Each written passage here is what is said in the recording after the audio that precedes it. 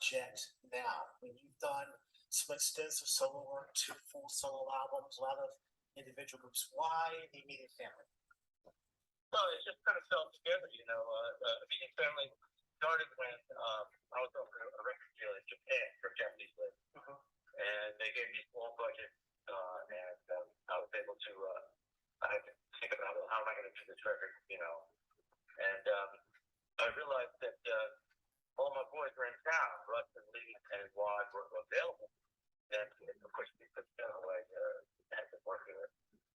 So I said, well, this is the way to go, and. Amazingly, they were all in town and they all agreed to work for me at a very cut rate. Right, way less than what they were worth, certainly. And as we were doing, like, well, this is so fabulous. And I think it occurred to all of us, it should be a band. Next thing I know, I was offered a tour over in Japan, in Japan. So the band went over, and at that point, I gave it a name, Immediate Family. Everyone agreed that, there was no big statement. It just kind of fell into place. Right. We were like, we still know each other forever. Russ Lee and I, we've been playing together for 50 years. Sure. In various combinations. So it was a pretty obvious thing. And everyone was really into it, which I was thrilled about. And before you know it, we were a band. Now, I love bands. I was singing tons of bands. I always wanted to be in a band. And with my dear pals, a wonderful thing, and it fell together, and still doing it. Right. So you mentioned the Japanese label offering an opportunity. Was this after the Honey Don't Leave LA album you did, or was that before?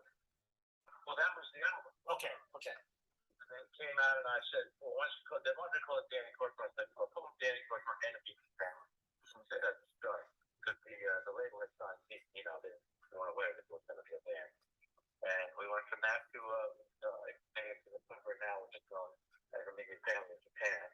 And we also signed a deal here in the States with Crocodile Valley Records, so we're going to put our album out, which is our new album. It's all new original material from all of it. And that'll be coming out in the fall. Oh, wonderful. Yeah, that's fantastic. Because I don't have a copy of Honey Don't Leave LA. It's hard to get in the States. I understand it was a combination of some songs that were written from other people and some covers of people you admire. Is that right? Well, no, the songs are all written. Okay. On the first album, I only got some original songs that haven't been no one recorded, and then there's songs that I co-wrote or wrote completely that were covers, but it's all stuff I wrote. And I actually say when the band plays gigs, I always say. I introduced them and saying, well, we're a cover band that plays all the material. and that is the case, That is the case. So if I could turn to Cruel Twist, you co-wrote that with Harvey Brooks. Is that the bass player? Yes, Harvey, the great bass player, right? Yes. What year did you write that? What year? Oh, maybe 20 years ago. Oh, okay. I wrote that quite a while ago. I made that song because I was in a band called Blue. Yes. Yeah, did two albums. We were all living in Westport, Connecticut, and my pal Charlie Clark was the great lead singer and lead guitar player, and Harvey was agreed to play bass with us, which was great. And so we made three albums. Oh, the first one was a band album, and it was all live musicians. And Cruel Twist was on there. So it's Harvey that suggested the name. Harvey covered the title. Because I know I had two of the Slow League albums. I think the first one I got was the one that has a white cover on it. And then there was one with, I think, just you and the singer, and you did all the program. Is that right? Well, the first one is called Slow League. The second one is called The Clock Strike 12. Okay. And then the third one is called Century for the Weekend. And they're all on different little labels, different little indie labels. So the story here. And they're a lot of fun to make. So Cruel Twist from that collection. Oh, okay. And they followed for a while, and I brought it back to this band. So it's much fun to play. Yeah, it's a great blues shuffle. on that song, and you co-produced with Steve Bustel and Fred Milan. Yeah. You guys were actually in the studio, right? With Groove Masters playing. That's right. Yeah, we all played together. That's something that's also unusual with bands today. That we all got to run together and play at the same time, which is how it came up. All the records we made back in the 70s, 80s, were all guys in the room together. So and that's kind of a novelty now at this point. It is. And with you, I mean, your production credits are amazing. From the Fabulous Thunderbirds. I'm going to ask about some of these additional projects a little bit later if we have time, like Don Henley, obviously. So Toto. But a lot of the albums you produced later in the 90s were pretty much you with most of the programming, and maybe the group or the singer. So is this a kind of return to form for you in terms of having the whole band in the studio? Well, yeah. In the 80s, a lot of the stuff we did was with Don Henley. A lot of the stuff I did, that he and I did, was done with computers and loops and all the technology that was coming out at the time. Mm-hmm. Remember, that was the birth of the synthesizer and the drum machine and all that stuff. And we loved all of it. Didn't mind it at all. Also, keep in mind, Don wanted to get away from the Eagles. He didn't want his records to sound like the Eagles at all. Right. So we went a different direction. That's interesting because even his first album, which he did with Greg Londani and Henley, even though it was mostly bands playing together, it didn't sound like the Eagles because of what you brought to the album, your skill, and even the original tracks you did, which he didn't co-write, like the one with Jeff Porcaro on drums, "You Better Hang Up." Or the second album you did with him, it doesn't sound quite like the Eagles. So for this album, you all did it together in the studio. Michael Balassi worked together. You worked with before a lot of projects, contributed as well. And you had Jim Cox on the B3. Yeah,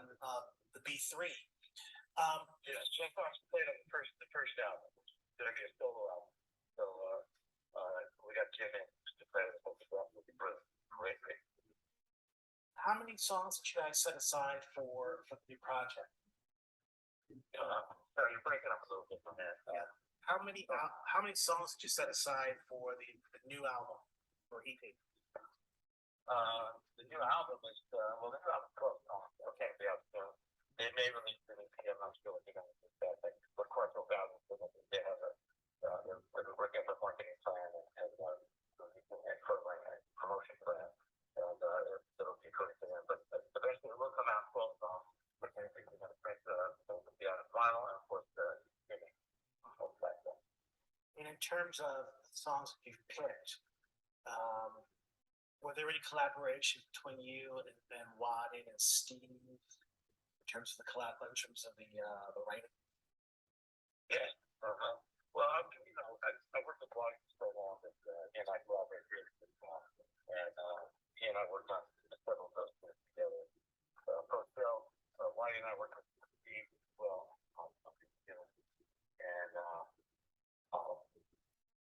also Russ Cook was in there sometimes too. Also Russ has a lot of experience with the songwriter as well. So a lot of it collaborating, and a lot of it I just packed out and let from start writing. Some of the tunes I start, and then I bring Watt in to help me finish them up. But we're not again. He's got great outfit. So we have to collaborate. Great. And in terms of your writing process, are you one who has a whole store of songs written? You're just looking for projects for those songs, or do you write specifically for a project? Well, I generally write specifically for a project. I need to be inspired. I just know that it's going to come to fruition. That it'll be recorded and that it'll come out. And it will actually appear somewhere. So I kind of spend a lot of salad if I'm not in a band or writing for this project. But when I started working with the fellows here, I started writing again for that project. So that makes it on and out with stuff. And so, yes, I just kind of tend to be like that. working with Henley, of course, you know, if I came up with a piece of music that he liked, we start recording right away. And so obviously, constantly trying to come up with this stuff that we can do. Okay, great. Talk a little bit about how you got Steve Postel involved with the project. All right. Well, I met years ago, 14 years ago in LA. And we had a mutual friend. I was living in Connecticut at the time. We had a mutual friend there. And when I moved to LA, he and I got together. We had a studio in his house. He's a very talented fellow. And we had a lot of fun collaborating before the band. Together. And so everything happened to a fall. So we worked really hard on the production and post-production of all the albums. And he's definitely valuable in that area as well as being, I think, beautiful high tenor voice and a very gospel guitar player, you know, so smart guy. So we have three guitars, but we don't really sit around for hours discussing this when we're going to play both together. Right, but the styles are very different. You a lot of different types of players. Yeah, a lot of night have real different styles that work really together. We've done a lot of things. Again, I've played together for many, many years in different configurations. And it always falls into place very quickly. Partly because, like you said, we have different styles, really different styles. But we both play loud, I think. And unfortunately, I've never had the good fortune of seeing you play live. I didn't see the Carole King tour that you did with Russ Kunkel and Leland Sklar. So I've never caught you live. I see Waddy a million times probably. Well, I stopped touring. I toured in the '70s a lot, right? With a lot of different acts. And once I started working on Henley's album, I gave up touring. At that point, I wanted to be in town and take it more seriously as a producer. That's kind of what happened. At that point, you couldn't do both. Right. So to go on the road, you weren't taking seriously as a producer. Now, it's a balance of all that. But you did two blues projects. You talked about Slow League. Did you tour for that at all? No, we did a few gigs in local gigs in the area, but it was very few clubs to play. We could get information, and it was very hard to get the thing off the ground in terms of meeting customers. So we did play as much as we could. Right, and then there's, I don't remember the name of the band. You did a band with Steve Jordan, a drummer, a multi-instrumentalist, with his wife as a singer. Oh, that's their band, yeah. They've been talking about the Verbs, and I went in and worked on a couple of tunes with them. Basically, that's Steve Megan's band that they have, and I'm not in their band. You know, and I was never a part of the band. I was just, but you know, Steve's a dear friend of mine. When I was living on the East Coast, I would go up to his place. He has a studio in his place too, and I would collaborate on for the Verb, and Jumper did an album up there, Steve and I, and Tim Wilson. Yes. Called High Water. Came out, I think, Thunderbirds album. I can't remember what it was. It was a Thunderbirds album. Yeah. So that was real. That was good. Oh wow. Okay. Oh, yeah. And it's really good, by the way. It's hard to talk. Very hard to talk. Really play that album. Yeah, it's amazing. So you have performed a number of iconic guitar solos. I mean, you've written great songs, obviously, but you've done a number of iconic guitar solos over the years. Has your style in terms of playing guitar changed since the '70s? You know, let's put it this way. I'm into it. You know, as I learn stuff and pick stuff up. I'm kind of a collector in that way. You know, I'll hear a phrase or a bit of a phrase or a sound or something, and I'll say, "Oh, what's that?" You know, and I'll try to split that in along with the stuff I already do. But my playing is basically based on me and so.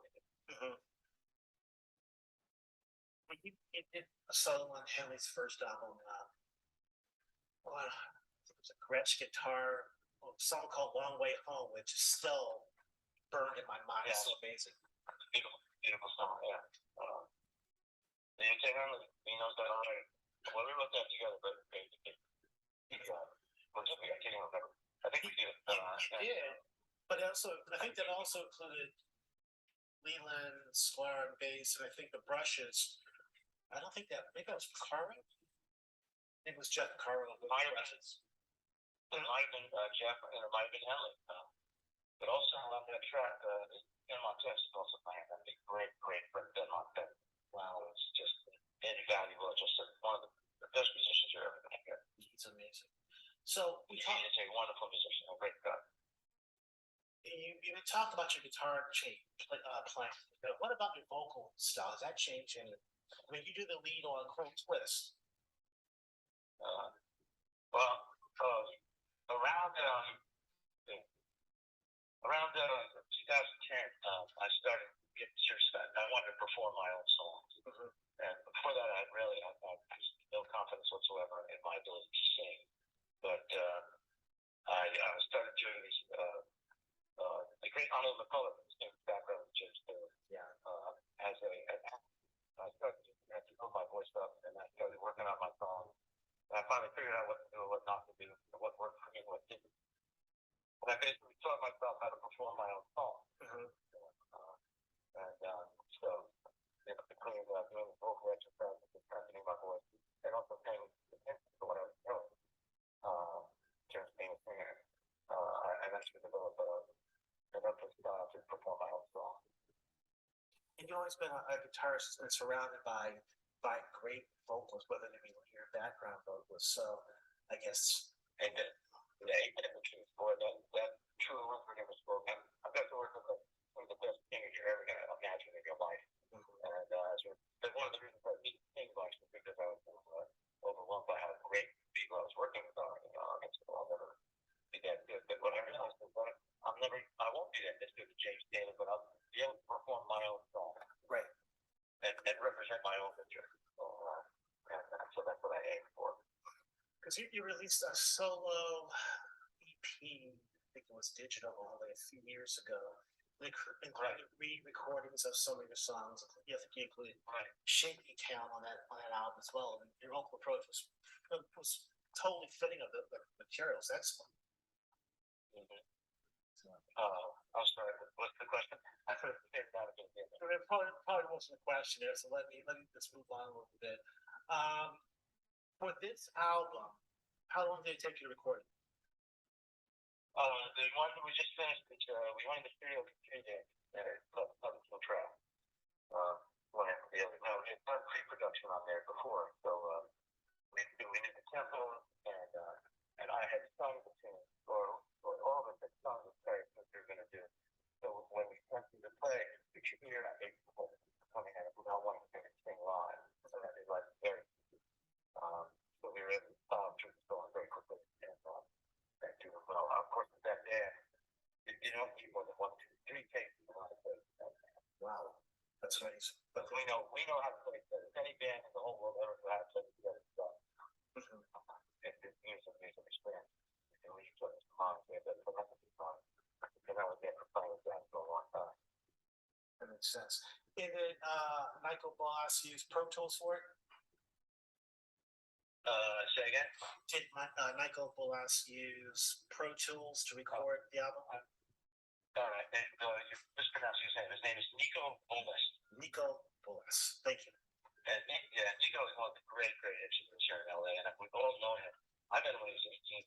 He was a little kid, and he was trained by the very best guys, and we all worked with him for many years. And guess what we recorded on Pro Tools? If you ever remember about Pro Tools, it is a tool. And when you got a guy who's going to change the count, in other words, the mic, the preamp, and then finally into Pro Tools. But by the time it gets to Pro Tools, you go down the sound right, and it's brilliant at getting really more analog type sound. You can Pro Tools. Okay, great. I am finished with my questions about the album. It's going to be called Immediate Family. Is that it? The album is going to be called Can't Stop Progress. Okay. But I'm not exactly sure. I think that's what we're going to call it, the American. I'm sorry, you said you think you're going to call it what? Can't Stop Progress. Progress, got it. Yeah, that's the name of the song. Okay. Is there anything else about the single or the album Can't Stop Progress you want to make sure you get in before I switch gears a little bit on you? Well, it's just that it's great. We're very, very proud of our songwriting. I think that as a band, you know, in other words, we don't take long for a guitar solo. You know, we still watch the solo, you know. But it's really about ensemble and songwriting. And the songs are very, very good. The whole thing is rock and roll. It's really going to count with beat. Even the ballads are rock and roll now. So, and we're very proud of that. You know, we love that big beat. We want to stay with that. Great. I'm looking forward to hearing it. I'm going to switch gears a little bit and ask you a few more questions. The first group of questions are about albums you've worked on, and just to get your general impression of the album. It doesn't have to be long. Anything that comes to top of mind. Some of these you may not remember, some you may, because you've worked on so many great albums before it.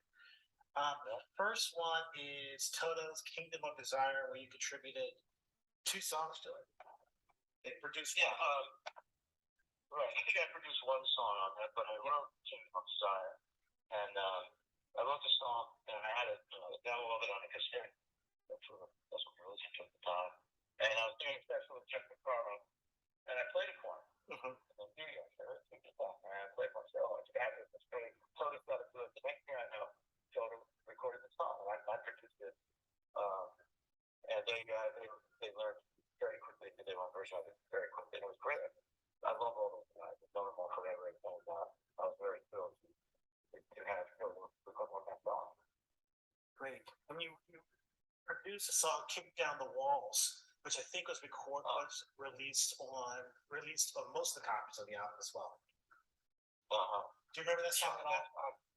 Yeah, I see vaguely. I remember. Yeah. I remember exactly how I wrote it. I read the whole thing. You wrote it with Stan Lynch, maybe? Oh, that's very like, yeah. I did a lot of writing, and very talented fellow, very, very bright guy. We had a lot of fun working on songs together. So those 2 songs, I produced one of them, and Nico produced one of them, but I can't remember which one which. But it was Kingdom of Desire or Kick Down the Walls, which one I produced. But I wrote or co-wrote both of them. Yeah, you produced Kingdom of Desire, and that's not right. You produced Kick Down the Walls and co-wrote both. Okay, the next album is Standing on Water by Neil Young. All right, well, yes, what a thrill. I've known Neil a long time. I knew Neil from the early 70s. I mean, we all know each other. Just, you know, his movies, all that stuff about the late 60s, early 70s. Everyone knew everything.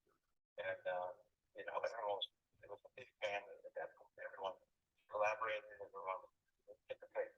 And the musicians all were really, really friendly and supportive of each other. Anyway, Neil decided he got himself a pink clavier. I don't even hear about it. But back in the day, that was considered an important piece of gear. And he was experimenting with it. Here's the stuff I did with England, which had a lot of, you know, electronics and stuff. And so he had me co-produce Living on Water. So I was thrilled because I loved Neil, and I loved his music, and I always had when I was little. So the first thing I did as co-producer was to call Jordan and Nico Bowler. And that's why that album may get it when people get it or recognize it. And that stands up now. That album stands up right now. And it's a terrific album.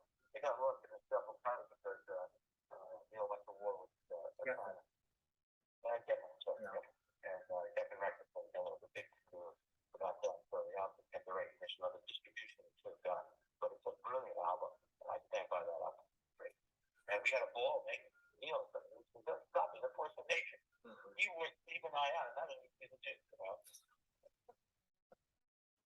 When you call what guitar, did you use one guitar on the album or 100? How many do you remember? Well, on the electric, he's pretty much stuck to old line. Yeah, but what about you? I played his Explorer. And, he had an Explorer, and Explorer, and that's what I played. And made a hell of a racket too. Great job. Great. The last album is, I think I already asked about this one now. The first Don Henley solo album, I Can't Stand Still. Mm-hmm. Well, yeah, that was the first thing we did together, and Don he knew he had to make a solo album because his ex-partner Glenn had made a solo album. But in fact, I played on. You play on I Volunteer, actually, which is one of the best guitar parts I remember from the 80s. I'll have to look it up again. I don't remember that. Is that a track from Glenn's album? That's from Glenn's album, yeah. I'll have to check it out. I don't remember. It's so long ago. But at that point, Don, I just decided he had to make a solo album too. He talked to a bunch of different people at his place, and I went up there every while I got a call from Michael I Wood calling him. And I went up there and I had a lot of fun during that day and doing work for this album. Everyone knows Don too. Really good songwriter and singer. So we got together and started working. And of course, my style, playing from rock and roll and soul music, very different than there's a lot of harmonies and even though they both big time things like that. One of these nights is very much I know I can kind of back. But we went all over the direction and we started interesting all the years that was coming out. And I came up with Dirty Long. John Don wanted to write Dirty Long, a song called Dirty Long. He thought it would be good. Sure. And so I put together a piece for a piece of organ that I had from, and that's put together on that track. Yeah, thank you. One more question. I think maybe two. What are your top 5 favorite albums? Oh boy. Just well, off the top of my head, I have to say Mighty Waters Lock, Revolver, They Fell on Main Street, In a Silent Way, my mom did, Jimmy Reed, and The Best Little Woman is still Jimmy Reed. Great, thank you for that. And if you have a second or so, which guitar did you use for the album, for the Immediate Family album? The latest guitars I'm using are guitars made by a company called G&L, and they came over. We were over at Costello Studio, and the fellow from G&L came over and brought some guitars over, and I ended up grabbing one. They look like jazz bands. The same body design as jazz bands. I find very comfortable, but they're very superior to jazz bands in the way they electronics and everything like that. So they gave me a couple of guitars, and they didn't know temperature things. They're very comfortable. They sound great, and I like it. Before that, I was mainly Telecaster guy. Right. I still have a few Telecasters, but for the band, I generally use the G&L guitar. Thank you for that. Thank you. Our time is up. I don't want to detain you. Anything else you want to add?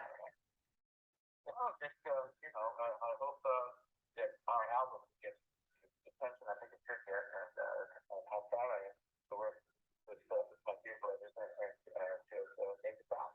Well, we'll do what we can. I'll have the interview up in probably a few days. I'll send your publicist a copy of that. Really appreciate your time. Your music has meant so much to me in my life, and I love it. Your solo albums, your group work, the work of Henley.